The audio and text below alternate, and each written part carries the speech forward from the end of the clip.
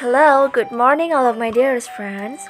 Firstly, thank you very much for giving me the time, for giving me the change, and absolutely for allowing me to speak here as one of the presenters in today's meeting. In this next occasion, I'm going to be presenting about something that has a strong relation with our educational world. Or in other words, we can say that this is the one of the most important parts in educational aspect. Because without this thing, the education world means nothing. Then, what is it? Can you guess it? Yeah, and now look at the current slide. As you can see on the slide over your each screen, here I'll deliver to all of you a bit explanation about TEACHER, teacher. Furthermore, about how to be a great teacher. And the first question must be, why do I choose this topic? I decided to choose this as the topic of my presentation today because according to our identity as a student of English Education Department who absolutely would be a teacher in the future. So yeah, you can conclude that finally it's gonna be important for us to understand as well as possible about how to be the best teacher for our students, right? Here I have three chapters or three main points that will be the basis of my explanation today. First, why do teachers so important? Second, the common mistakes teachers make when teaching. And last, how to be great teacher itself. So let's begin to the point number one. In this point, I'm gonna be explaining about three main reasons that make teacher is really important to our life.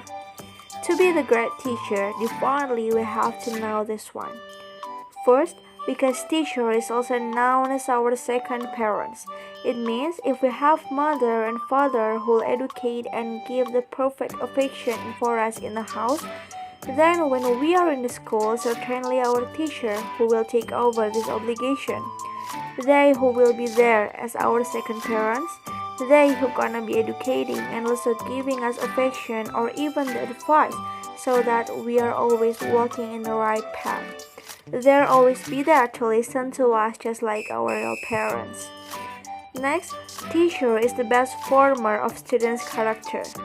Yeah, this statement is completely true because before the general knowledge, this kind of education is included into the most needed part which will be determining the future condition from one to another student. Many people say that someone who has the good behavior and great attitude commonly will get a brighter future than who doesn't have those. Then to realize all of that, of course, the role of the teacher is very much required, isn't it? The real teacher must have a good character so that it can be a good example to be imitated by their students as well. Then, third, teacher will be helping their student to find out and develop each potentials. In this case, especially in the elementary school until junior high school period, teachers are required to be more sensitive in sensing the abilities of patients and talents that exist in each student and could be different to one another. While the senior high school period, where students generally have known their potential, the task of the teacher at this time is about helping the students to develop their potential more and more. Absolutely, teachers are also required to always be patient in assisting students with their respective potential, because their patience the one that can be a measure of success or even fail of their teaching effort itself. Remember about how well teachers have done in carrying out all of their duties and the way they treat us. Of course, we should respect and honor them with all our hearts. But unfortunately, now let's move on to the next chapter. Here we are going to talk about the mistakes or the errors in teaching that frequently done by the teacher. For this chapter, maybe I will not explain as much as before because it will be a very long narration. While our time is limited for now, so I will only rewrite what is listed on the slide. Maybe related to this it should be adapted to be a special presentation that discuss only about this focusedly. So if only after this opportunity there will be an exchange for me, then I will try to realize that. So here are some examples of the errors I've been spoken above. First, to force students that they must be able to understand all the materials they teach and do not appreciate the effort and ability of students. Second, lack of communication between teacher and students so that there arises a sense of not understanding each other. Third, treating students unfairly, or in other words, tend to be special towards certain students. Fourth, unconsciously has become a bad example for their students. Besides of those, do you know that improper teaching methods can also cause problems for students? Classes and ways of delivering lessons that feel saturated and boring will make them feel uncomfortable in following the learning process as well.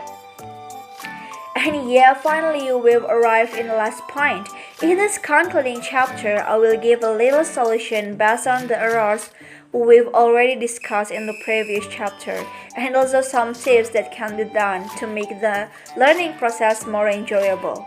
And all of the solutions and the tips I will be giving here are certainly as an effort that can make all of us to be the great teachers. First, be patient, show respect.